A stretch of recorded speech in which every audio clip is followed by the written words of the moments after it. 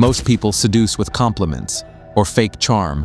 But what if I told you the most powerful form of seduction isn't loud, it's calculated? This is dark psychology, where desire is engineered, not earned. And once it begins, there's no turning back. For the first time, I'll reveal the 10 forbidden seduction secrets, backed by behavioral psychology, laced with real-life scenarios. Not for the weak, not for the ethical. Let's begin. First, scarcity seduction. People chase what they think they can lose. The moment you're always available, your value vanishes. Silence is seductive. Absence is a weapon. Don't fake scarcity. Live it. Build a life so full, your time becomes a privilege, not a gift. Example, Michael meets Sarah at a cafe. He doesn't try to impress, just mentions his pottery classes. Twice a week, no compromise. She smiles, but inside, she realizes his world doesn't revolve around her. It's magnetic. 2. The foot in the door trap.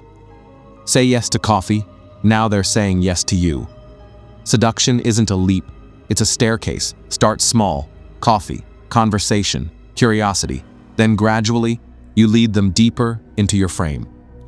Example, David wants dinner with Ashley, but first, coffee, laughter, eye contact, connection, then a shared playlist, then a book.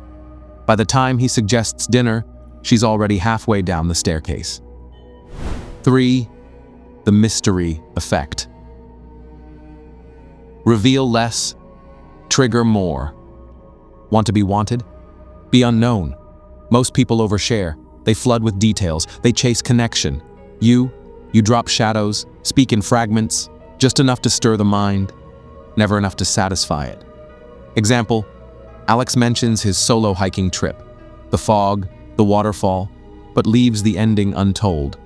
Emily walks away curious, and curiosity is attraction without closure. 4. Push and pull. Flood them with heat, then leave them cold.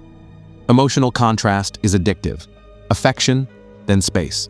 Warmth, then silence. Most fear inconsistency. You weaponize it. Example, Ben senses Chloe pulling back. He doesn't chase, he disappears. 2 days, no texts, no desperation. When he returns, she's alert, invested, chasing. The balance has shifted. 5th triangle of desire. What others want, they want more. Mention that others notice you, subtly, powerfully. Social proof triggers urgency. Desire doesn't grow alone, it multiplies with competition. Example, Liam casually says a coworker called him impressive under pressure. No bragging, no ego, just a detail. Maya smiles, but inside, a question forms. Who else wants him, and why do I suddenly care? 6. The illusion of exclusivity. When you're with them, make them feel like the only one. It's not about obsession.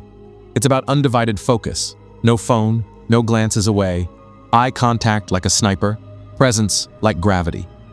Example, at dinner, Jason leans in, listens like her words are prophecy. For 30 minutes, she feels seen, chosen, rare. That night, her mind replays it, over and over. 7th controlled vulnerability. Reveal just enough to be real, never enough to be weak. Most people overshare or hide behind a mask. You show one scar, never the wound. You build trust without surrendering power. Example, Nathan says he grew up quiet, never popular, always observing. She leans in, but she doesn't know. That same quiet boy now reads people like glass. 8. The delayed gratification game. What you delay intensifies.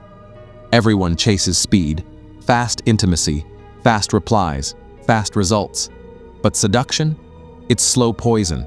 The longer you delay the reward, the deeper the craving. Example, Sophie flirts with Daniel. He responds, but doesn't escalate. Days pass, texts are slow, signals subtle.